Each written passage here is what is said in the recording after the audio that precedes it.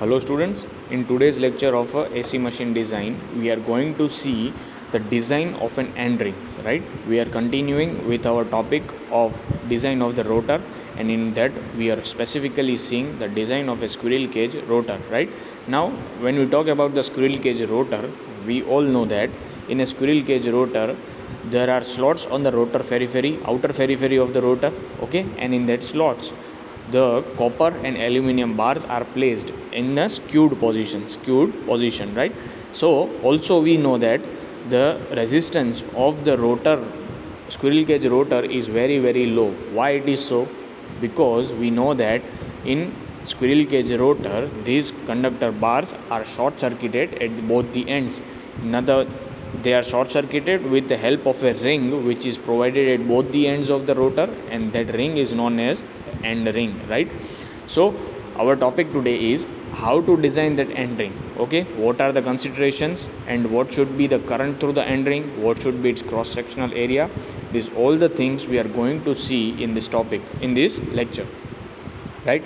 So first of all, when we start, we all know that all the rotor bars are connected to a conducting end rings, that I already told you that end rings is provided and the end ring short circuits all the bars. Okay, now what happens in a induction motor, when a supply, three-phase supply is given to the stator winding, three-phase stator winding, what happens? RMF is produced. Okay, rotating magnetic field is produced. Now this rotating magnetic field, what happens? It links with the rotor circuit or rotor bars and it induces the EMF in it. Okay, now this induced EMF is sinusoidal in nature. What does that mean? Sinusoidal means it follows sine wave. Okay, its values differ from with respect to time as per the sine wave, so it is known as sinusoidal, and we have assumed that here it is purely sinusoidal. Okay, now what happens whenever an EMF is induced and we have a closed circuit? Okay, we have a closed circuit, that means the current has a certain closed path to follow. We know that an EMF can lead to the flow of the current, so the same happens with our rotor circuit. What happens? The rotor winding is short circuited, so this EMF circulates the current into the rotor bars. Now this, how the current is distributed in each of the bars, is shown into the figure 3.14, which we are seeing next. But first, how the resistance of the end ring?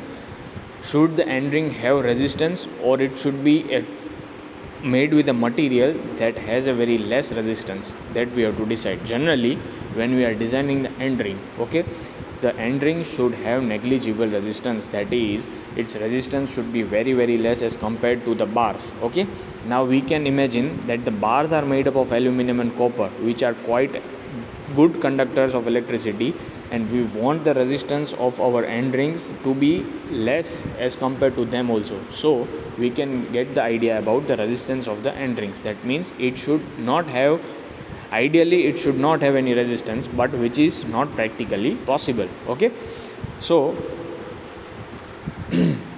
what happens? Generally the current in the end ring is zero at an instant where the current in the bar is maximum, which is shown into the figure. Now we are going in the figure.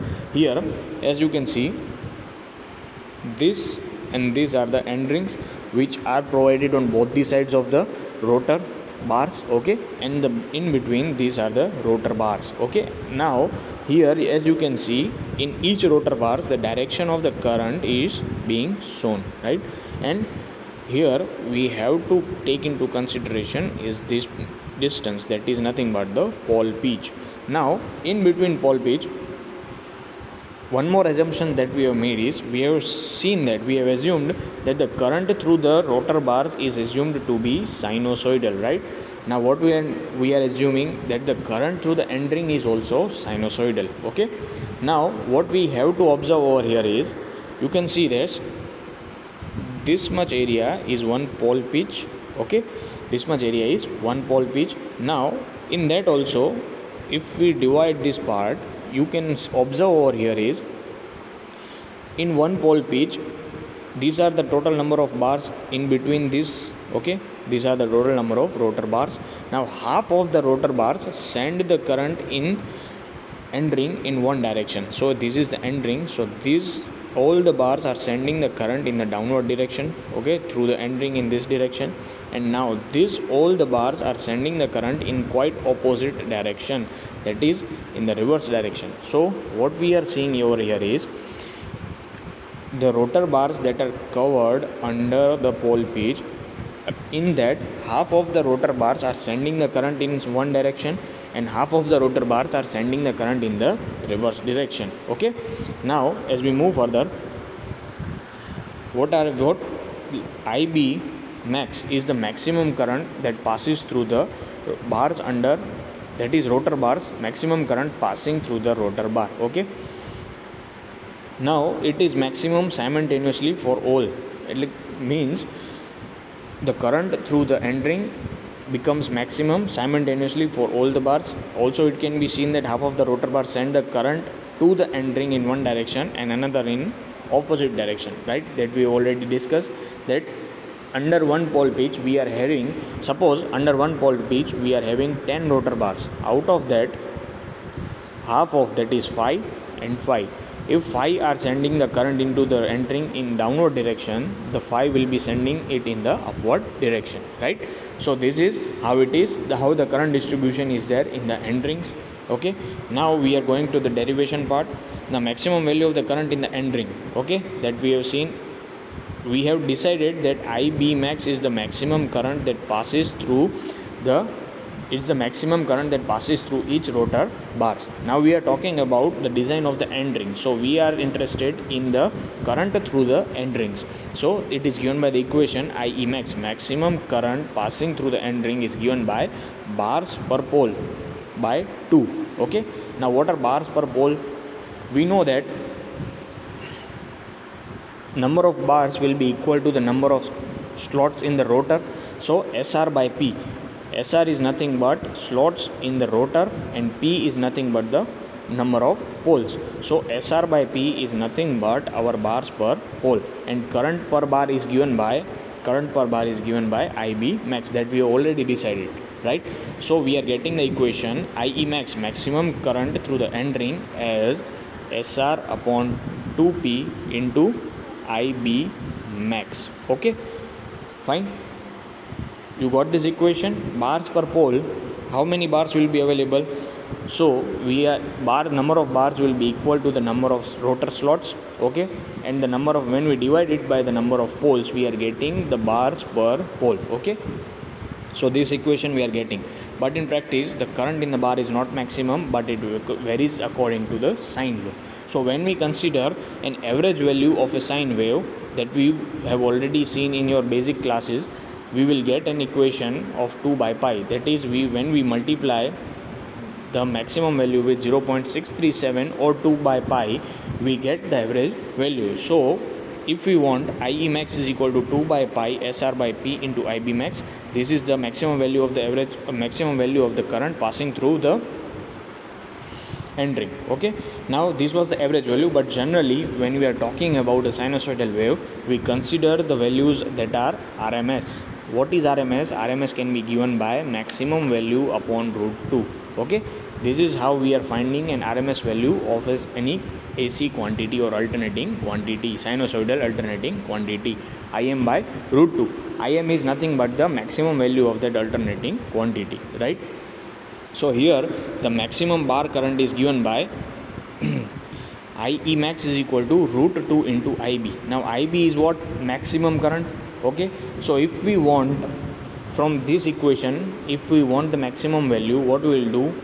Im is equal to root 2 into IRMS. So we will be getting the maximum value. So from that we have derived this equation IE max is equal to root 2 into IB.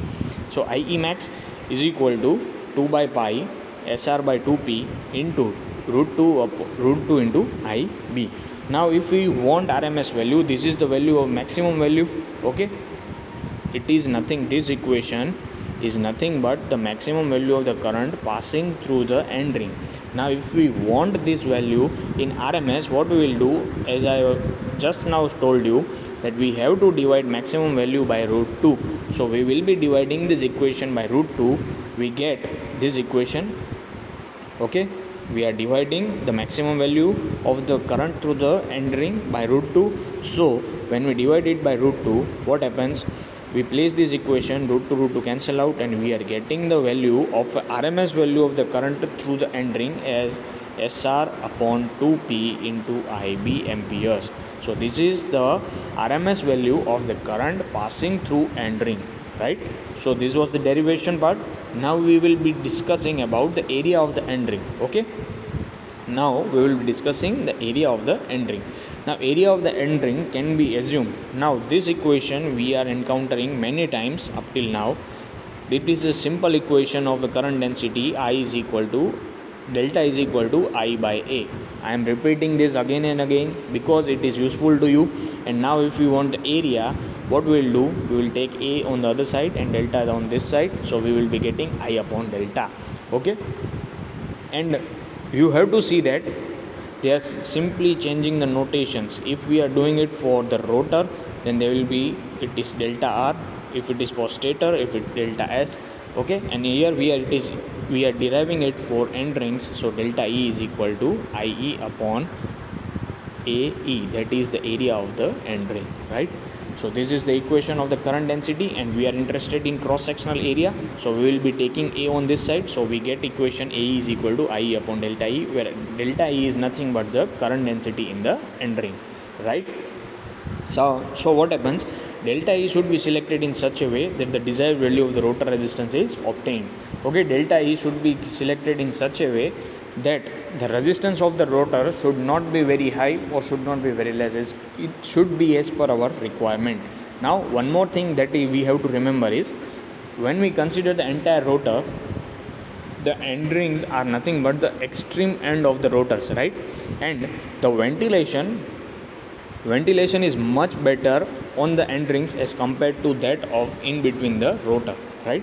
So what happens, in the case of the end rings, we can take the value of the current density on a higher side because proper ventilation is there, cooling will be better. If we consider higher density in the middle part, what happens, ventilation is not proper, so heating will be there. So as compared to the area in between the rotor, two extreme ends, that is our end rings, have the better ventilation and better cooling. So what happens, we can consider current density slightly higher, right? And the range is taken from 5 to 8. Okay, and the area is given by SR upon pi P IE upon delta E. Also end ring, area of the end ring is given by DE into TE. DE is nothing but the depth of the end ring, okay, and TE is nothing but the thickness of the end ring. Okay, so this was the design of the end ring part, in which we have seen the current distribution in end ring. Okay, we have derived the equation of an RMS current passing through the end ring and also the area of the end ring. Now we will see a numerical based on the design of the end ring, right?